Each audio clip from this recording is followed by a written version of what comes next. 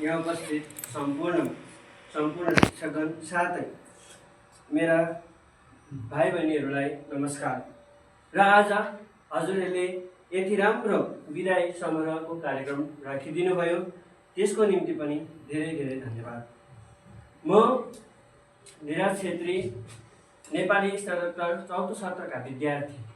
आज हामी खरसाङ कलेजको यो 5 वर्षको यात्रा सन् 2020 देखि लिएर आज 2025 सम्मको यो यात्रा धेरै राम्रो रह्यो, सुगम रह्यो।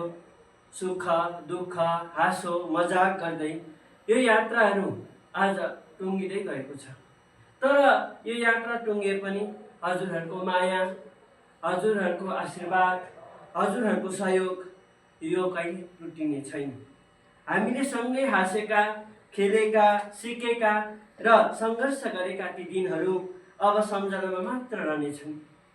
तर ती अनुभवहरूले हामीलाई जीवनको यात्रामा अघि बढ्न सिकाए, अघि बढ्न मद्दत गर्छ। म युजीमा सन् 2020 मा आउँदा धेरै उत्सुकता थिए।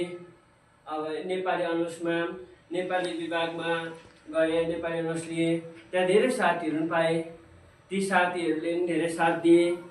फेरि अन्तमा 2023 मा जब युजीको ग्रेजुएसन पास गरेँ, तब एमए गरौँ कि नगरौँ भनेर मनमा दोधार भइरहेको थियो। तब मलाई गुरुआमाले सहयोग गरिदिनु भयो। उहाँलाई पनि यहाँबाट मनबाट धन्यवाद दिन चाहन्छु। उहाँको सहयोग, उहाँको आशीर्वाद र उहाँको प्रेरणाले गर्दा पनि म यहाँ। साथै मेरा नेपाली विभागका सम्पूर्ण प्राध्यापक प्राध्यापिकागणलाई पनि धन्यवाद दिन चाहन्छु। अनि साथै मेरो कर्म दिने आमा, मेरो फुपूलाई पनि यहाँबाटै धन्यवाद दिन चाहन्छु। र भन्नुपर्दा मेरा साथीहरू सुजिता, मनिका, निकिता अनि प्रनिशालाई पनि म यहाँबाट धन्यवाद दिन चाहन्छु।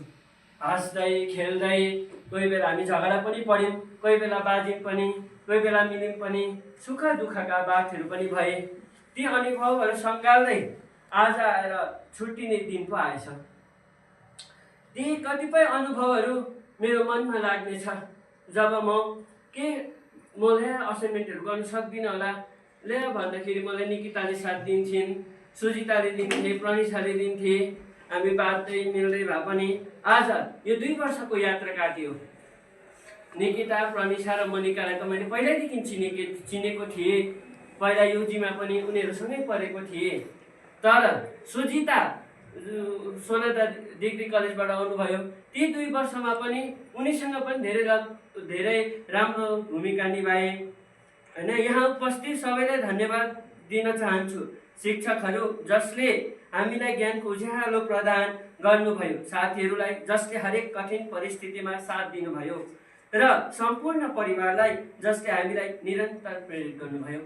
यस खरसाङ कलेजका सम्पूर्ण शिक्षक शिक्षिकागणलाई पनि म धन्यवाद दिन चाहन्छु। अन्तमा म 2 हात जोडी माफी माग्न चाहन्छु प्राध्यापक प्राध्यापिकागणलाई पनि। कोही बेला मैले अटेरी गरेँ होला, कोही बेला हजुरहरूको कक्षामा हजुरहरूले पढाउनु हुँदा ध्यान दिन होला, हजुरहरूले दिनुभएको कार्यहरू मैले पूर्ण गर्न सकिनँ होला। साथै म मेरा यी 4जना साथीलाई पनि धन्यवाद दिन चाहन्छु। मैले पनि हजुरहरूले साथ दिँदा मैले कहिले हजुरहरूको साथ देखिनँ होला। हजुरहरूलाई मैले जेन भने होला, कोही बेला हजुरहरूलाई गाली गरेँ होला, कोही बेला हजुरहरूले मलाई राम्रैको लागि भन्दा पनि हजुरहरूसँग झोकिएर बोले होला। यस्तो भन्दै म मेरो मन्तव्य यहीँ राख्न चाहन्छु। धन्यवाद।